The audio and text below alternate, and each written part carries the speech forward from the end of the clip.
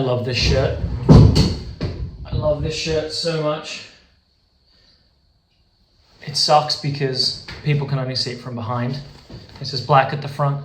So unless somebody comes up to me and says, oh my gosh, I love your shirt, it's not like they can see it walking to me in my face, but Mr. Pink all the way. Mr. Blue, Mr. Orange, Mr. Pink. Why am I Mr. Pink?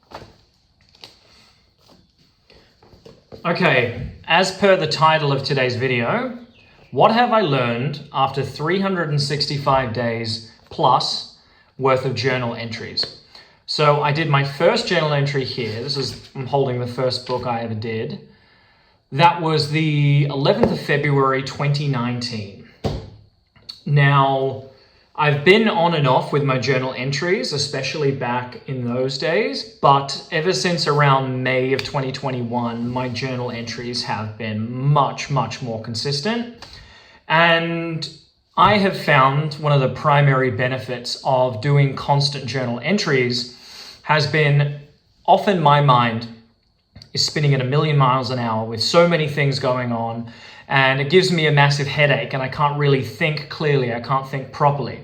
But when I take out my journal and then I start writing things down, whether it just be straight up word vomit or whether it be kind of structured while I'm sort of writing it, it gets everything down onto a page. Every single thing I'm talking about in my head.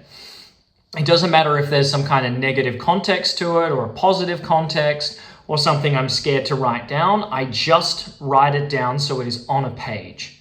And then I can take a step back and then I can look at it and then make sense of what I'm thinking about, whether it's something that's bothering me, about something I need to do, something I've done, something sort of up in the air at the moment. And it allows me to realize things like my fear or what I can actually do about the situation, or sort of, analyze and allow myself to just feel what I'm feeling in the moment. Now, some people go back to their journal entries, which is exactly something that I do.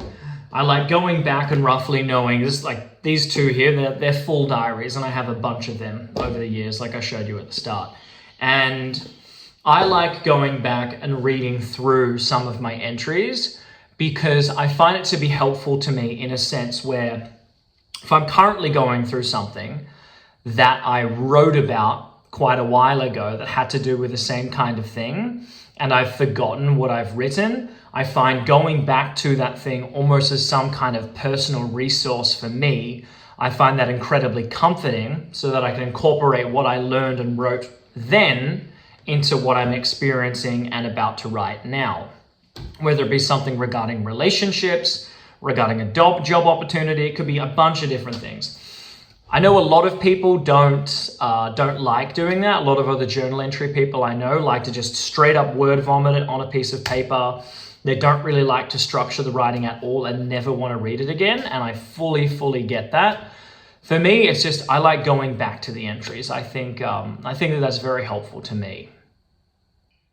And as time has gone on with these entries, I have found that I've started to use different ways to express what I'm writing about. So I've started doing a lot of voice memos on my phone, like quite a lot of voice memos.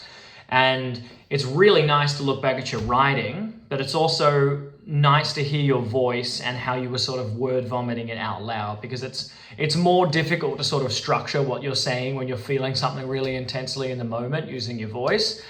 And then I'm even using YouTube as a way to sort of look back. I remember looking at my old YouTube videos from when I first moved to New York City back in 2019. I only made 2 of them. But to sort of see how I was and see how young and it's so interesting to look back at that. I don't know, I'm really glad that I made those 2 videos way back in the day. But sort of expanding the outlet of how to get what's happening in here structured into the world can also help me with my creativity and growing as an artist.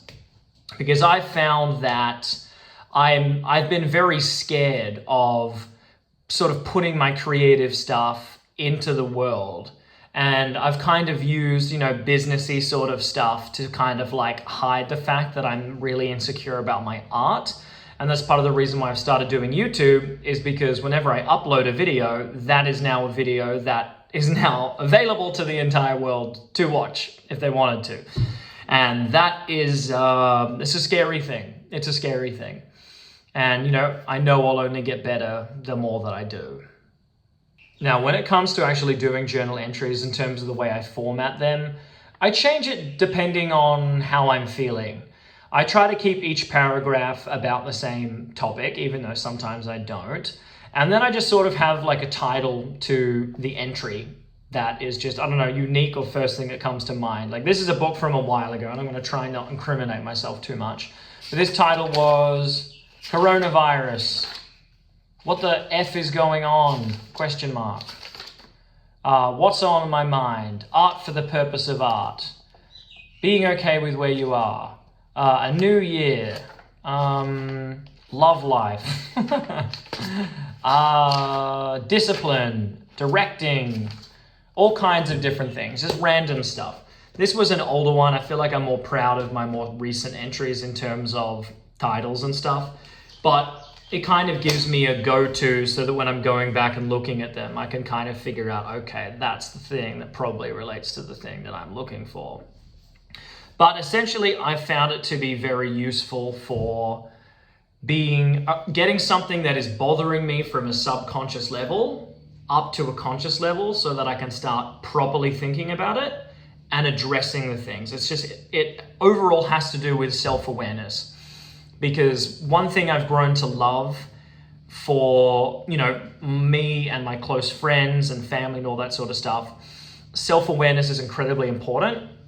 And I'm starting to really not like being around people who sort of refuse to be self-aware in regards to their situation. And you can only do something about your environment once you bring that to your awareness. That's the only way you can, that's the first step.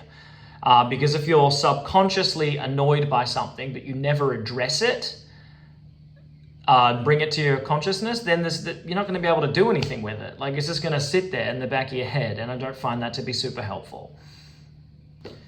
I do have a few different books reserved for things. So this one here was a gift to me. And I like it because it's very Indiana Jones, 1930s kind of style, which I love. But I haven't actually started this one yet. And this one's important to me because I want to reserve it only for when I am in other countries for the first time, as kind of like a journey. And it doesn't need to be these long things about how I'm feeling with all these other books and stuff necessarily, because I use each book for different things. Some could be a word vomit book, some is a talking about my feelings book, and something like this is an international travel. What did I do in these other countries, and what are some of the craziest shit that I've gotten involved in? And I don't have anything in this book yet. I'm saving this completely, so except for the title of the book. But I like it a lot, and I also use notes on my phone. When I don't have my journal with me directly, I just, like I'm on a train and something's hit my head and I just need to write stuff down, like I just have a ridiculous amount of notes on my phone, just boom, boom, boom, boom, boom, which I also find to be really helpful as well. And I also wanted to apologize for this week's video being late. I still owe another video this week, technically. I have just been so ridiculously busy this past week. I've been doing Santa gigs. I did them Sunday and Monday last week, and then Saturday and Sunday this week.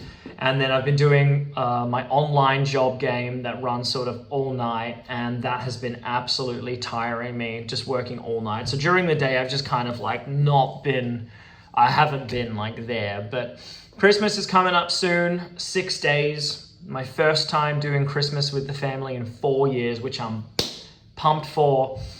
And I'm not going to be doing any traveling for a little while. I've had a couple of things come up recently, which is totally fine. So I'm not sure when I'm going to be traveling yet. Basically, all my plans for the meantime are sort of squashed. And I mean traveling in the sense of going overseas, because I've got some things coming up. We're going to be going to Phillip Island again between Christmas and then like the start of January.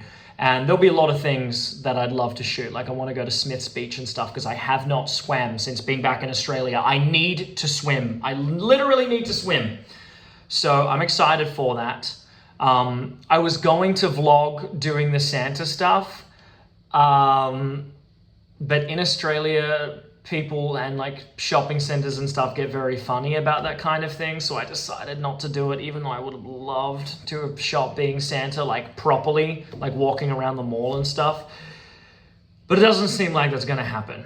And I don't want to keep promising videos because I feel like in 2 of my videos I promised, I'm going forward driving and then I'm going to McRae, and then they didn't end up happening. So yeah, but that's very basic for today. Thank you so much for watching. Please leave a like, please subscribe, and I'll catch you in the next one sometime soon. Finally, Australia's weather is getting better, thankfully, so I can go outside. And today's a beautiful day. And I desperately need a beard trim. And I got very, very upset because I booked an appointment this morning at the local barbershop at 9:30 a.m., walked all the way over, and then they weren't even open. No one was picking up the phone or anything like that, and it said they were going to be open at 9 a.m. So yeah, I'll go there later today. Maybe I'll ask for it half price for what happened. We'll see.